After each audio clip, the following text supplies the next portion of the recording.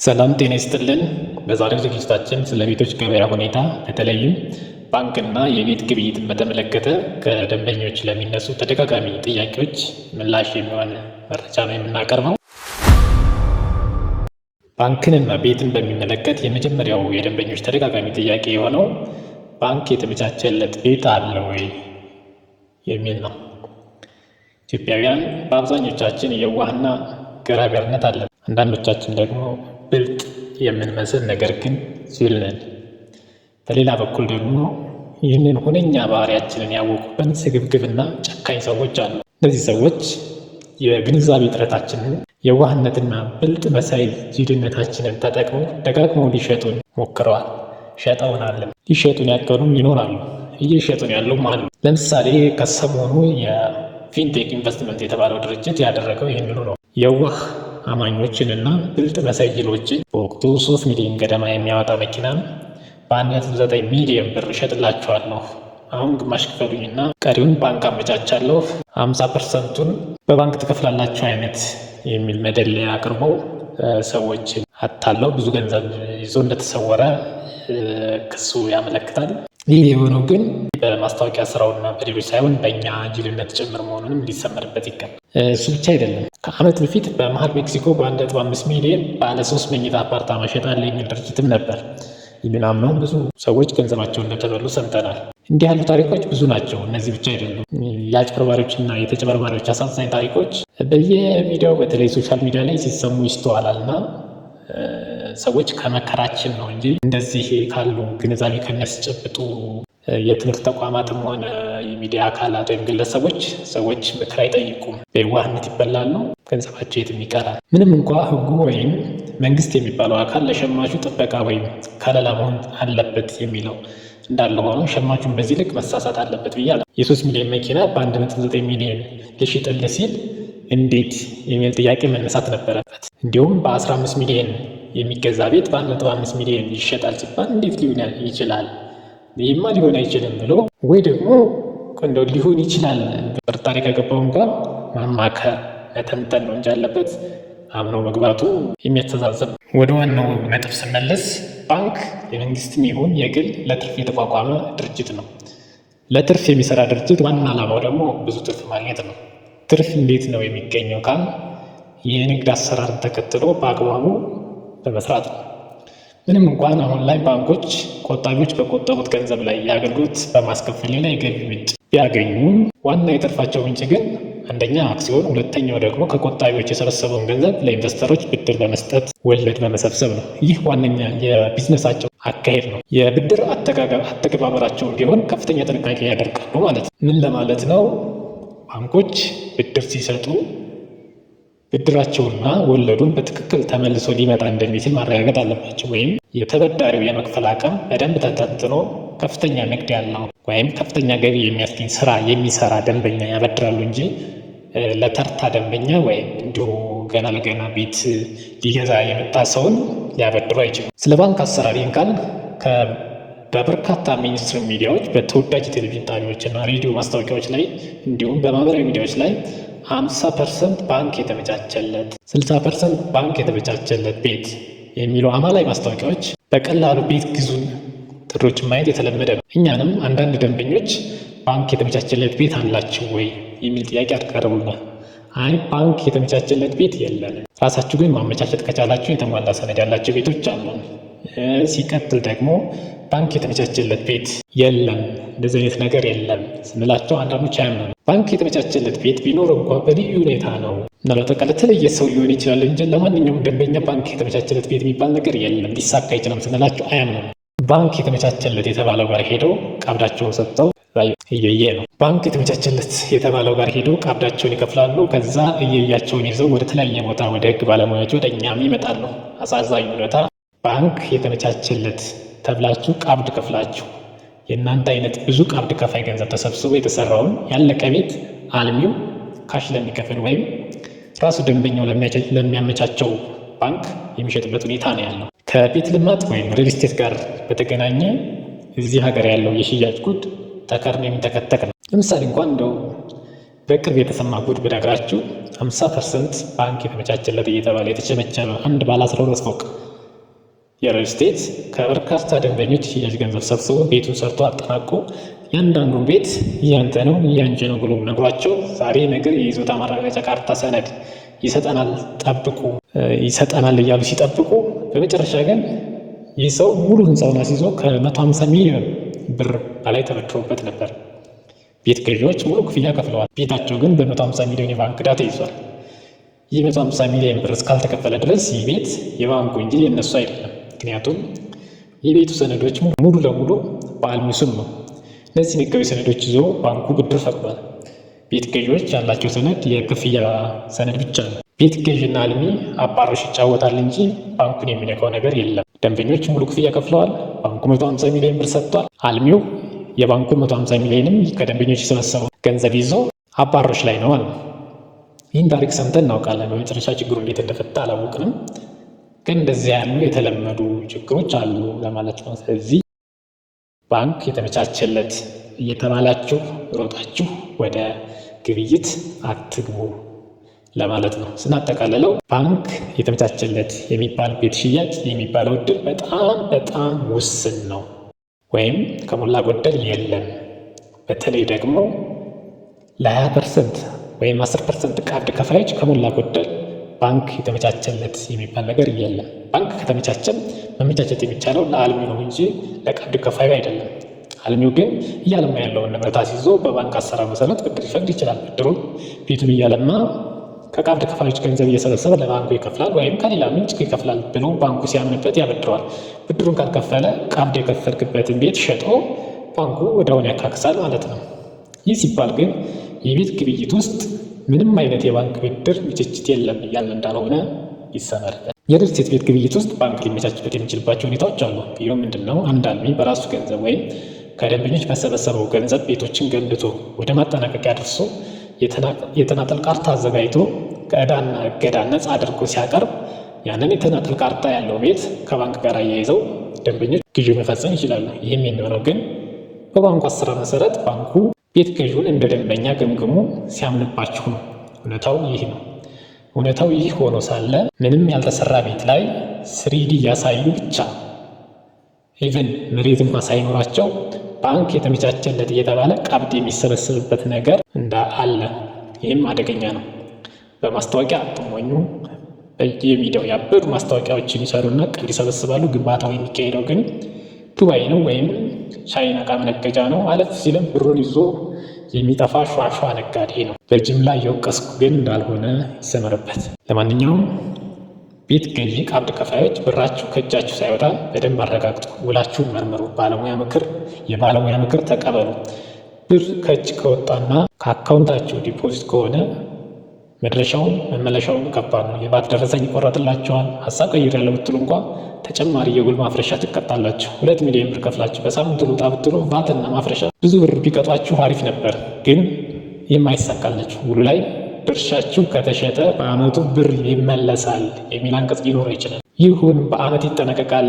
አመት ልጠብቅ ብትሉ የድርሻችሁ ቤት መጠነቀቂያ ምናልባትም 10 ዓመት 20 ዓመት ሊሆን ይችላል። በዚህ ምክንያት ብራችሁን ለማስመለስ እንኳ የገዛ ገንዘባችሁን ተቀጣችሁ እንኳን ለማስመለስ በጣም ብዙ ትቸገራላችሁ በማለት የቤቱን ዋጋ አውቃችሁ ይህንን ብር ማመንጨት እንደምትችሉ አረጋግጣችሁ ለመግዛት መውጣት ይኖርባችኋል።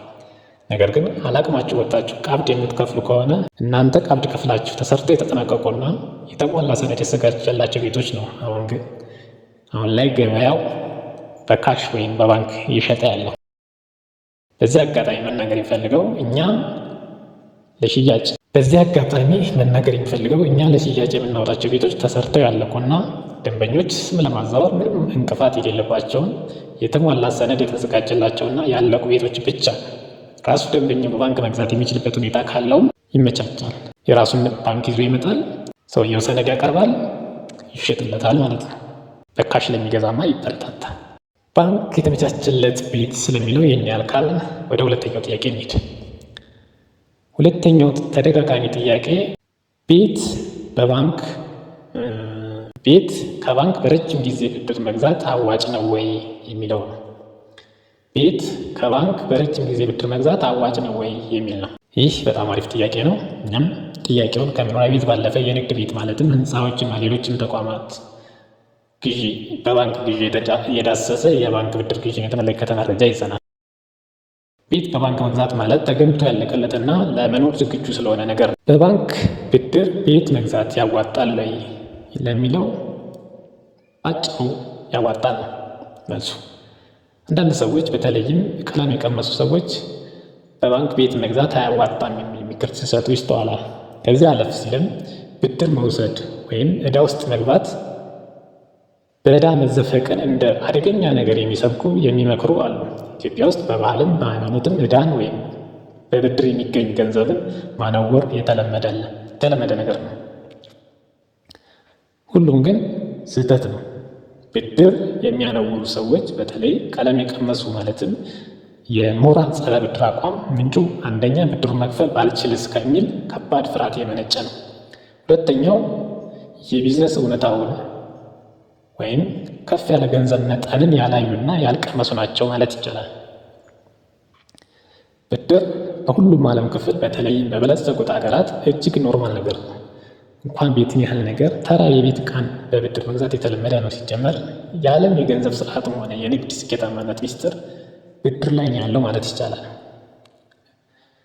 ነገር ግን ብድር ዕዳ ነው የሚለው ልክ ነው። ዕዳ ካልተከፈለ ችግር መፍጠሩ አይቀርም። ይህ የማይለወጥ ሀቅ ነው። ስለዚህ የብድር አስተዳደር ላይ በቂ ዝግጅትና ጥንቃቄ ማድረጉ አስፈላጊ ነው። ልብ ሊባል የሚገባው ብድርን እንዴት መክፈል እንደሚቻል፣ እንዴት ስኬታማ ሰራተኛ ወይም ነጋዴ ሆኖ የብድር ገንዘብን መክፈል መቻል ነው እንጂ በብድር ቤት መግዛት አያዋጣም የሚለው የሚመከር ነገር መሆን የለበትም። ብድር ካገኛችሁ በጣም ቅዱስ ነገር ነው፣ ተጠቀሙበት ባይ ነን። ብድርን እንደምንም መክፈል ቻል እንጂ በብድር ቤት መግዛት በጣም አዋጭ ነው አይደለም። ቤት በብድር ምንም ብትገዙ አዋጭ ነው። በብድር መስራት ሞኞች በቆጠቡት ገንዘብ ብልጥ ኢንቨስተሮች ሲሰሩ ማለት ነው። በብድር ቤት ስትገዙ በተለይ ለኢንቨስትመንት ማለትም ከገዛችሁት ቤት በኪራይ ይሁን መልሶ መሸጥ ማትረፍ የምትፈልጉ ደንበኞች እንደ ማንኛውም ቢዝነስ በብድር የምትሸምቱት ቤት ላይ በቂ የትርፋማነት ትንታኔ ሲሰሩ እንጂ በብድር በቂ የትርፋማነት ትንታኔ መስራት ግን ተገቢ ነው። ለምሳሌ ለመኖሪያ ቤት ግዢ ላይ ብዙ ምሁራን የሚመክሩት የመግዣ ዋጋ አዋጭነት አለ።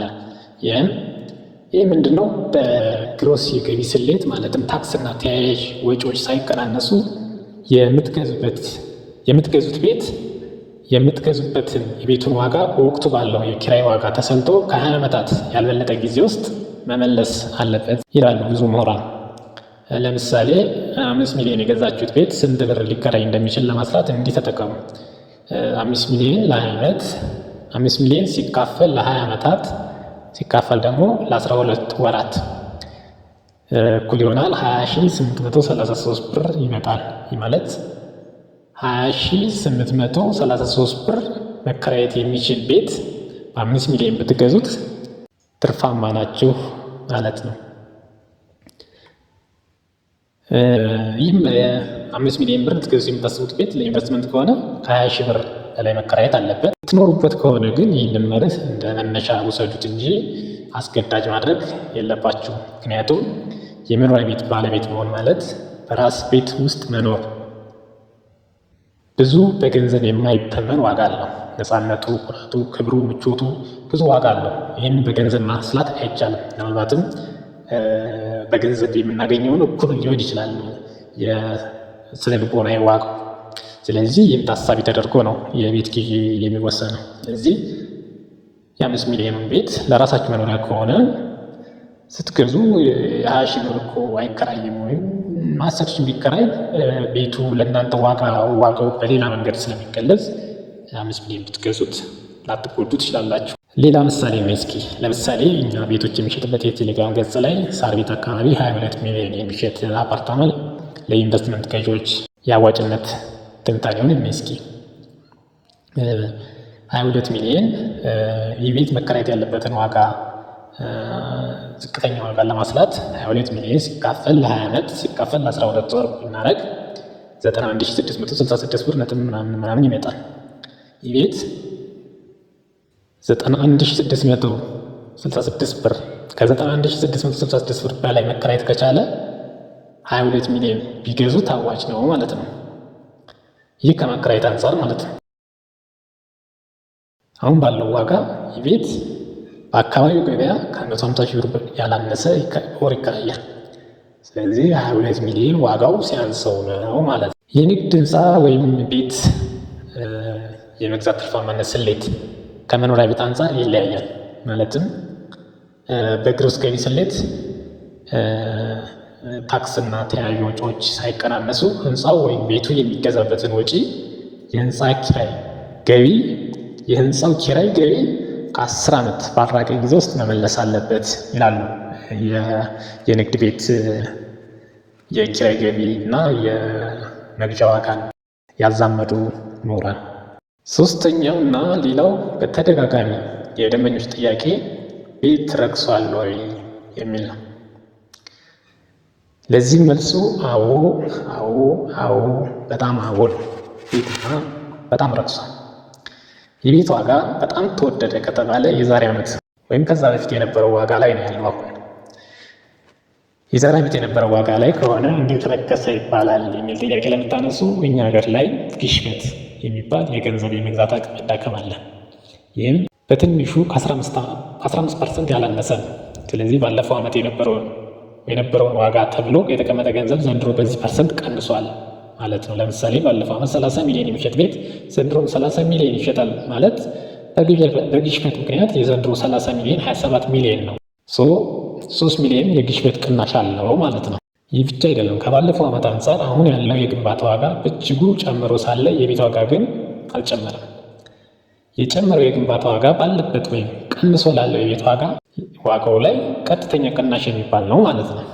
የግንባታ ዋጋ ደግሞ እስከ 50% እና ከዛ በላይ የጨመረበት ሁኔታ አለ። የቤት ዋጋ ቅናሽን ከዶላር አንጻር ካየነው ደግሞ ቀልጧል የሚባል የዶላር ዋጋ 3 እጥፍና ከዛ በላይ ጨምሮ ሳለ የቤት ዋጋ ግን ባለበት ነው ወይም ቀንሶ ነው ያለው። ይህ ማለት ከዶላር አንጻር የቤት ዋጋ ከ3 እጥፍ በላይ ወርዷል ማለት ነው። የዛሬው ዝግጅታችን እዚህ ጋር ያበቃል። ጨርሻለሁ። አመሰግናለሁ። ሰብስክራይብ፣ ላይክ፣ ሼር ይደረግልን። የበለጠ እንድንሰራ አበረታቱን። አመሰግናለሁ።